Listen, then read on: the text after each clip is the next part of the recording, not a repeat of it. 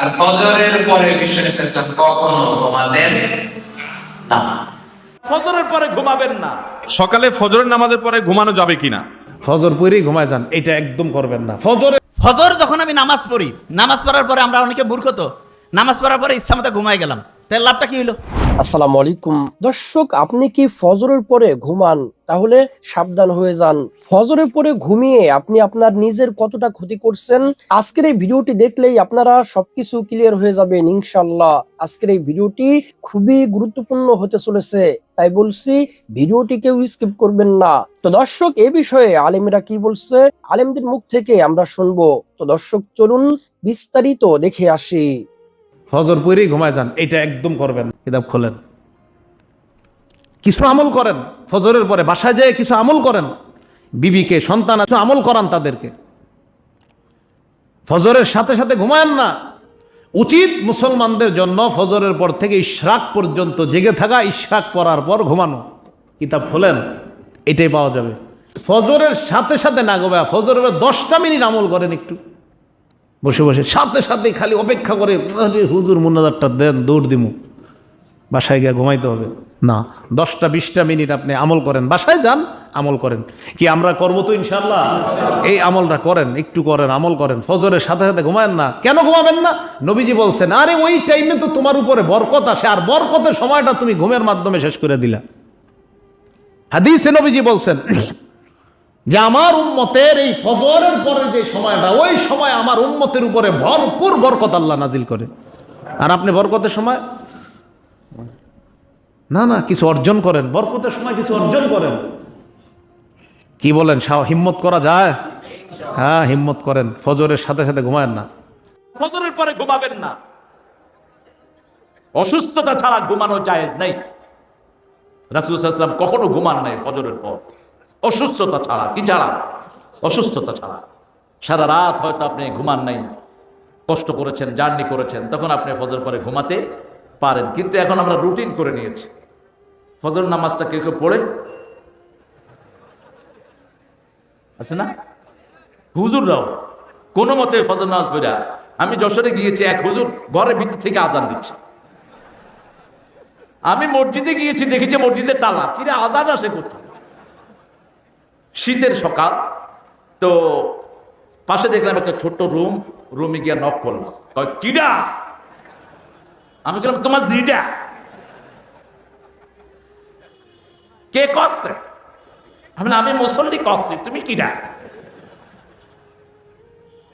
আমি মুয়াজ্জিন কচ্ছি। তুমি আজান দিছো কোত্থেকে? কয় খেতার ভিতর থেকে, ডিজিটাল সব।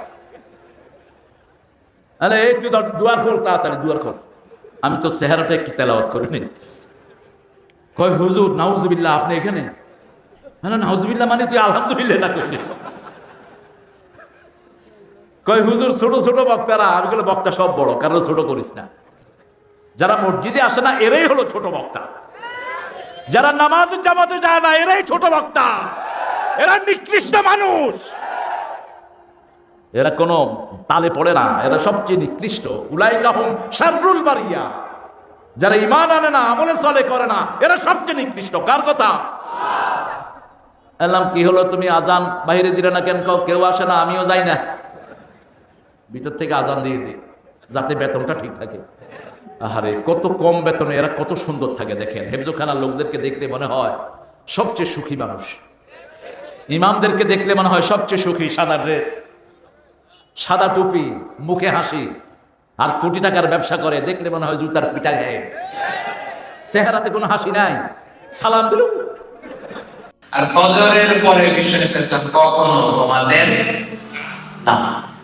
ফজরের পরে এটা কাজের সময়, এবং তিনি দোয়া করেছেন, আল্লাহুম্মা বারিক লি উম্মতি ফি বুকুরিহা, হে আল্লাহ আমার উম্মতের সকালে বুকুরের সময়টা, ফজরের পরে 2-3 ঘন্টার সময়, এই সময়টাতে আল্লাহ তুমি বরকত দিয়ে দিও। এই সময় কাজ করলে বরকত। এই সময় আপনি অফিসের কাজ করবেন, পড়াশোনা থাকলে পড়াশোনা করবেন, ঘুম যদি রাতে না হয় একটু দেরি করে ঘুমাবেন, কিন্তু ফজরের পর ঘুমানোটা ঠিক না। কালে ভদ্রে সফরে কোনো ঝামেলা একদিন হতে পারে, কিন্তু এটা রেগুলার অভ্যেস হওয়া ঠিক না, যে প্রতিদিন আমার ঘুমই হয় ফজরের পর, রাতে ঘুম নাই। এরকম কিছু আছে না? নাই। আমাদের এখানে নাই মাশাআল্লাহ আছে।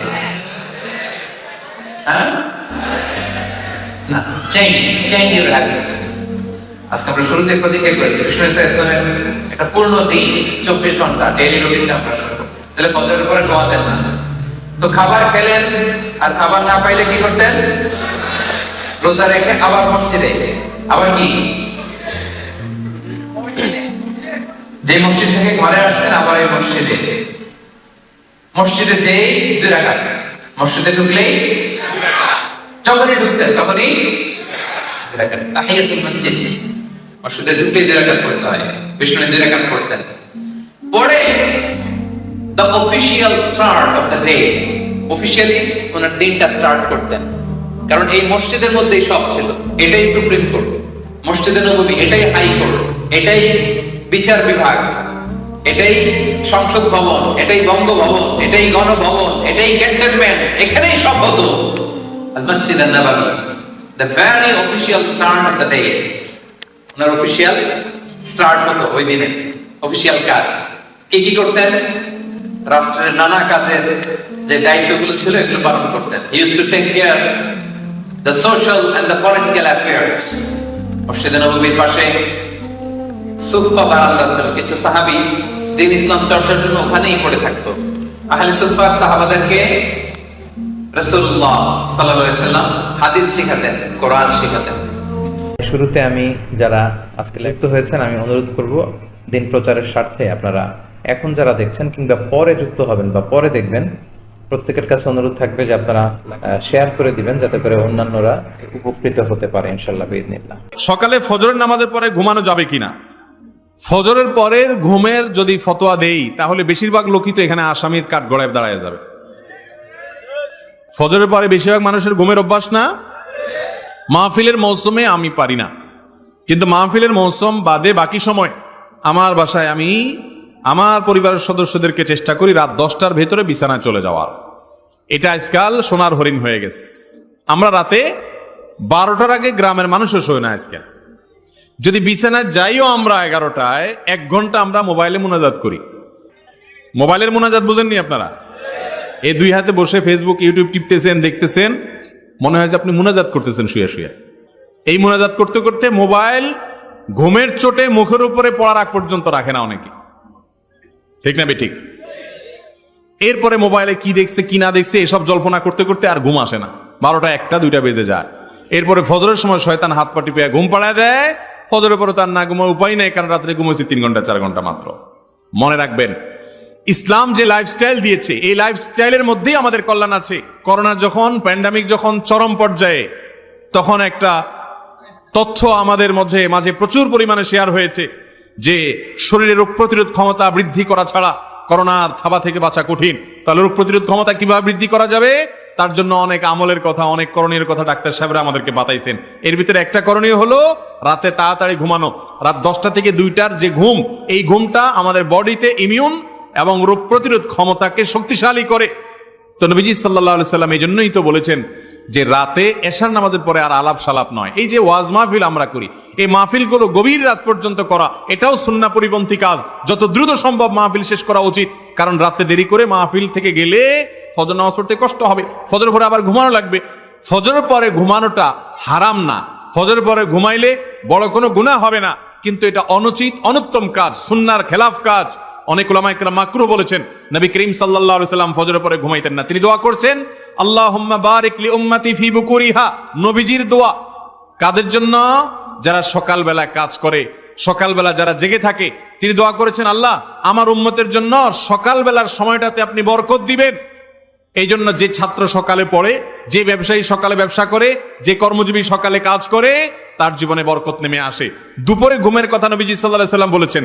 এখন আমাদের সমাজে দুপুরে ঘুম নেই, সকালে ঘুম আছে। যখন ঘুমানো যাবে না তখন আমরা ঘুমাই, যখন ঘুমাইতে বলে তখন আমরা জেগে থাকি। অর্থাৎ কোরআন হাদিস যা বলে হুবহু তার উল্টা করি। এই জন্য আমাদের দুনিয়ার জীবনে উন্নতি নাই। ভাইরা আমার, রাতে তাড়াতাড়ি ঘুমের অভ্যাস করতে হবে। আমি প্রায় সময় বলি এই আমলটা বড় কঠিন হয়ে গেছে, আমাদের সবার জন্য এটা তিতা করলা টাইপ আমল হয়ে গেছে। আমরা অন্য অনেক আমল করতে রাজি আছি, রাতে তাড়াতাড়ি শুইতে চেষ্টা করবো তো ইনশাআল্লাহ।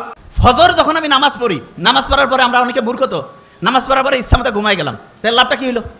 আল্লাহ নামাজ পড়ার পরে আমাদেরকে পরিশ্রমে যাওয়ার জন্য সবচাইতে বেশি হচ্ছে উদ্বুদ্ধ করছে, নামাজ শেষ করো, তারপরে তোমার জীবিকা অন্বেষণে বের হয়ে যাও।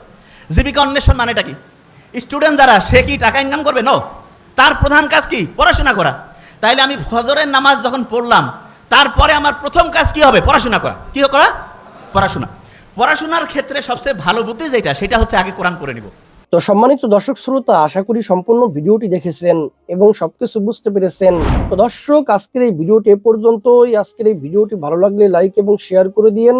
আর হ্যাঁ, নিত্য নতুন ইসলামিক ভিডিও পেতে চ্যানেলটি সাবস্ক্রাইব করতে ভুলবেন না। দেখা হবে নতুন ভিডিওতে। ততক্ষণ ভালো থাকুন, সুস্থ থাকুন। ফি আমানিল্লাহ।